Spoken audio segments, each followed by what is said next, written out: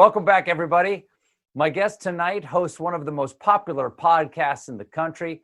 From Pod Save America, please welcome Jon Favreau, Jon Lovett, and Tommy Vietor. Hi. Woo! Hi, Stephen. Hey, Stephen. One imagines the crowd is going wild. All right, let's get to the heat of the meat. Biden is the nominee. Bernie is out. Does this change anything, Bernie's announcement? I mean, I think we always knew it was going to end up like this, at least since Biden did so well on Super Tuesday and then the primaries right after that. But now we have a nominee. And I think, I always remember that Barack Obama would always say that one of the best decisions he made as president is to make Joe Biden his vice president. And, we had our share of criticism for Biden during the primary, but he is kind and empathetic, and he is experienced, and it's Joe Biden or Donald Trump. Those are the choices now. Pretty easy one for me. Okay, you guys, obviously, for the people there who don't know, well, we're Obama guys, and of course, Joe likes to remind everybody that he was Obama's vice president. Yeah, it's Joe or Donald Trump. That's an easy choice, but where's your level of enthusiasm for Joe Biden right now on a scale of 1 to 10? 11. 11. Joe Biden is a kind, decent, empathetic human being who cares about the people around him and the people of this country. He's also an incredibly competent leader who, in addition to the many duties he did over 8 years in the White House, helped lead the response to the Ebola crisis in 2014 and happens to employ the person who was the Ebola czar at that time. So not only was he a great vice president, he has direct expertise in handling a pandemic response like we're dealing with right now. So in many ways, we are very lucky to have Joe Biden at the top of this ticket. Okay. Bernie got a lot of criticism for not sufficiently being enthusiastic about Hillary Clinton in 2016. What does Biden need to do to court the Bernie voters, and what's Bernie's responsibility here? What does he need to do to convince the people who are essentially never Bidens that, yeah, you got to do the right thing? Biden put out a statement when, now that Bernie has dropped out, and he is saying the right things. I think it's about demonstrating to the Bernie supporters that Biden doesn't take them for granted, and that he's gonna listen to them and hear them when they say that they think the country is in crisis, that they believe traditional politics hasn't been the answer for them. I think Biden has to strike this balance, right? Because I think a lot of times there are a lot of people out there that want politics to go back to normal, where every day isn't a show about the president, where he's not a liar, where there's not all this chaos. But Right. At the same time, there's a lot of people for whom normal has been a crisis for a long time. And I think Right. Well, normal gave us Donald Trump. Right. Like, this right before Donald Trump became president, this was a country poised to elect somebody as dangerous, as unqualified, as unfit as Donald Trump. And so answering that systemic undergirding sense of insecurity, sense of crisis, I think is what Biden's job is. And it's not just about lip service, it's about really listening to Bernie and listening to Bernie's supporters. I think it's safe to say that Bernie did create a movement, and that he is, to a certain degree, a transformative political figure for the beginning of the 21st century.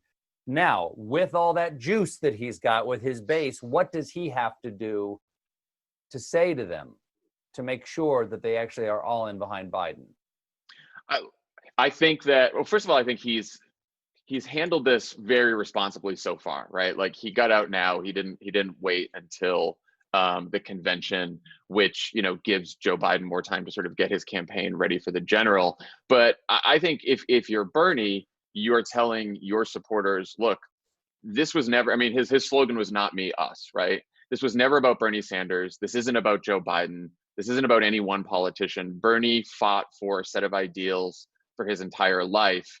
And the best way to realize those ideals is by doing everything that he can and his supporters can to get Donald Trump out of office and to elect Joe Biden. And then once Joe Biden's in the White House, if Joe Biden's still not going to listen, then Bernie Sanders and his supporters can keep pushing Joe Biden as hard as they can. They can keep fighting with Joe Biden in the White House, but they're going to have a lot better chance of getting these ideals realized with Biden in the White House than they are with Trump. And so that's why they need to go all out. What do you make him saying that while he's not going to campaign anymore, they still need to gather delegates? He's still going to be on the ballots. He wants those delegates, Stephen. He wants those delegates so he can get that platform to look like the vision he has. Okay. Look, like, it's about power and it's about politics. Bernie Sanders is not going to be the president. All right. That's going to be incredibly disappointing for a lot of people.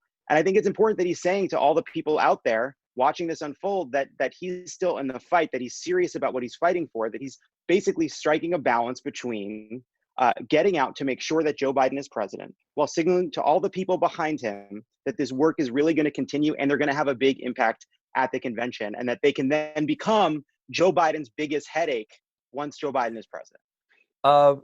We went from very few White House press briefings to watching 2 hours of the Trump show every day at 5 o'clock, I guess. I have to admit, I have not watched a lot of it because it doesn't seem that informative, and it's just generally enraging. What do you make of it? Have you been watching? You are correct, Stephen. Not very informative and enraging. That's exactly what they are. I've sadly been watching every day because I'm a masochist. I think he gets up there, he lies a lot, he contradicts the medical experts who are there with him, who he should be allowing to speak and just sort of take the lead on this stuff.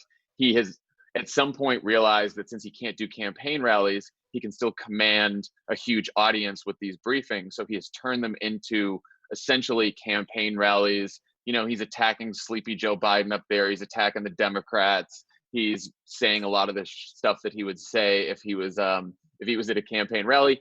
He's and I think attacking they're the dangerous. press for asking questions at a press briefing. Right. He attacks the press. He attacks the press all the time.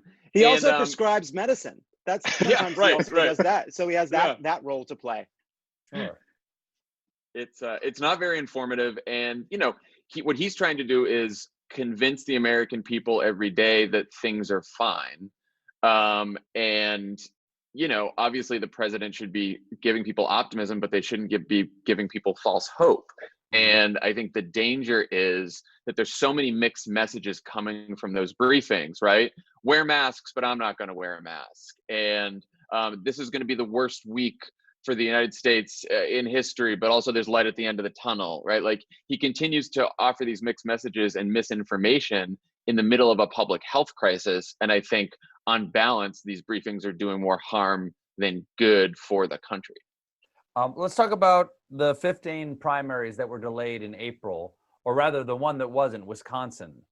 Despite the fact that Governor Evers wanted it delayed till June, for some reason the Republicans didn't want to do extended mail-in ballots, didn't want to postpone it. What do you think that's going to, what does that harbin, what does that harbinge? Is that a word? What does that harbinge? Yeah, sure. I liked it. Harbinge is it. Yeah, totally. What is that harbinge for our democracy and the rest of the primaries, such as they are, or the election in the fall?